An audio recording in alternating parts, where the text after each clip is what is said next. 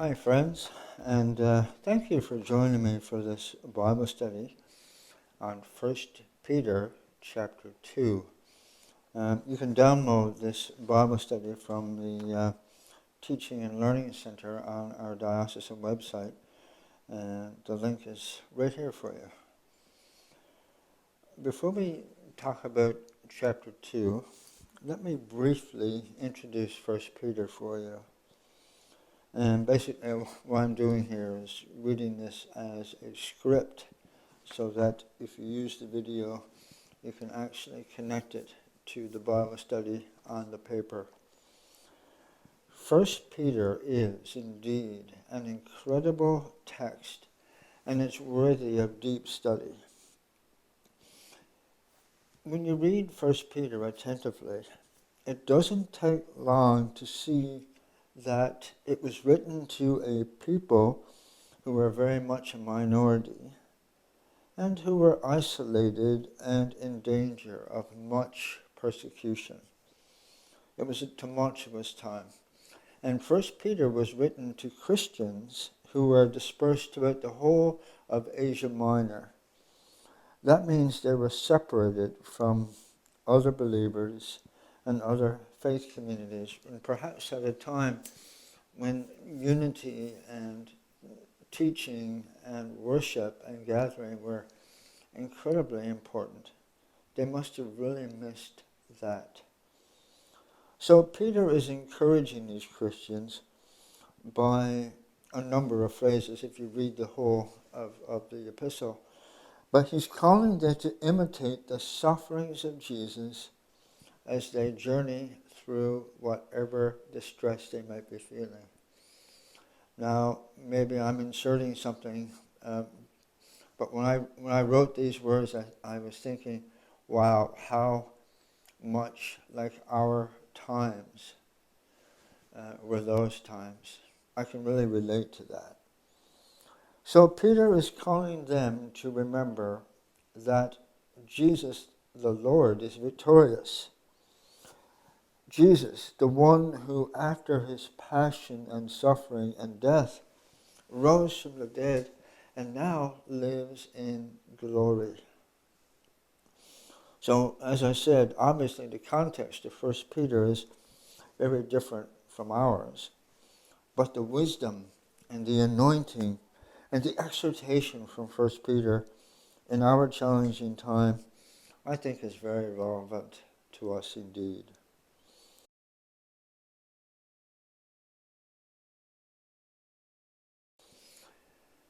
Pilgrims to the Holy Land learn a very important lesson, and they're asked to pass it on.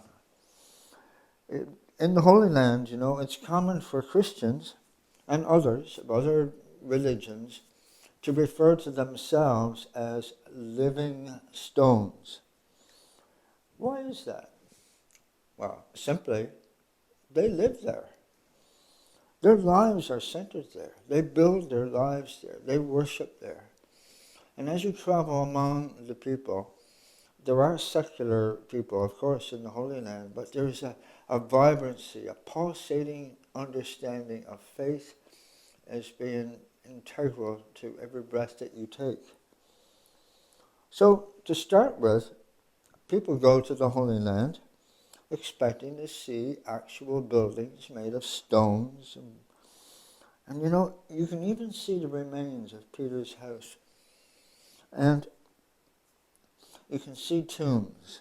You can see the Church of the Nativity. You can see the upper room. You can see the Holy Sepulchre.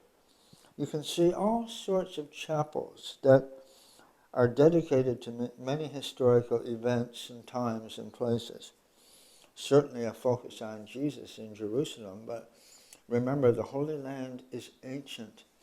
And if you go there, you will see all sorts of buildings that have been erected by Islamic people, by Hebrew people, as well as Christians. Here's the thing, my friends.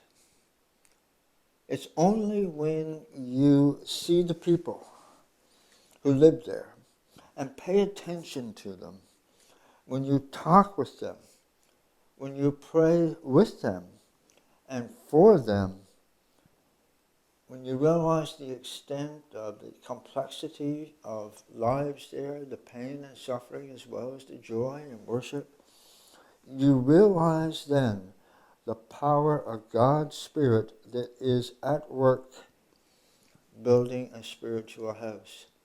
So when we say pray for the peace of Jerusalem, we're talking about a much bigger picture than the end of war. We're talking about God building us into something that our Creator desires us to be.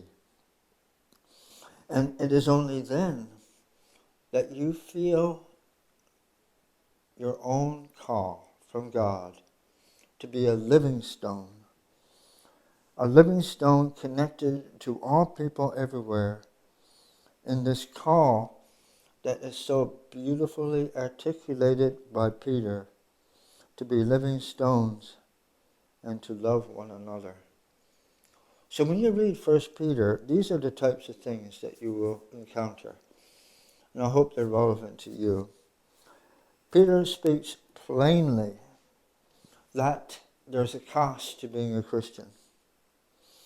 The cost of being a Christian must include whatever it takes to be faithful, holy, loving, blameless, generous, and sincere. Peter also says Christians must be people who repay evil with goodness and to witness in powerful ways of a deep love for each other. Peter prompts their hearts to own something. Safeguard your reputation, Peter says, in the community. Be citizens of high morality and be people of gentleness.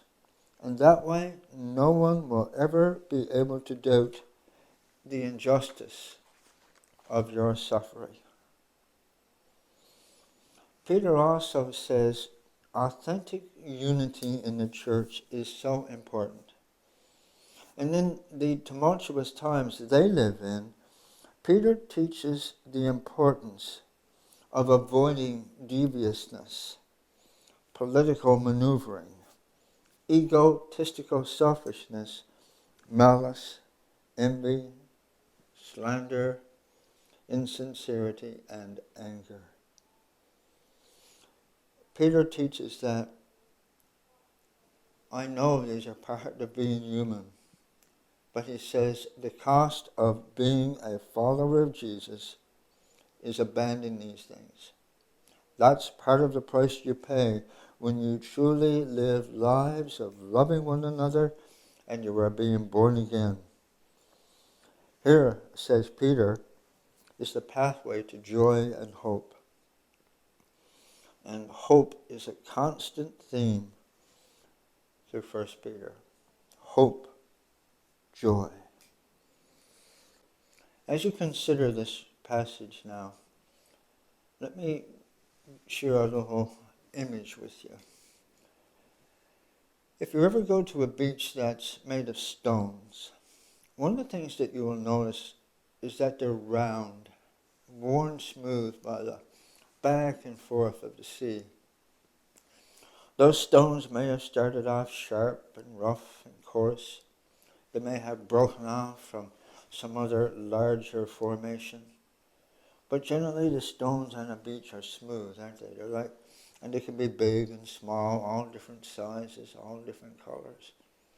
But they have been worn by the changes and chances of the ocean, the wind, movement of the earth. So if you sit there and hold stones in your hand and think about where they came from and what they've been through, which I've often done. Often on the beach, when I'm with my grandkids, I do this intentionally. I say, try to build me a house. And of course the kids go to work and try to pile up these rocks and make something of them. But you and I both know, hey, you can't pile them up and expect them to stay together.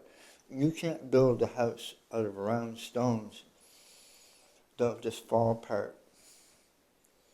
So what God is saying here in 1 Peter is this. You are a stone, but you're a living stone.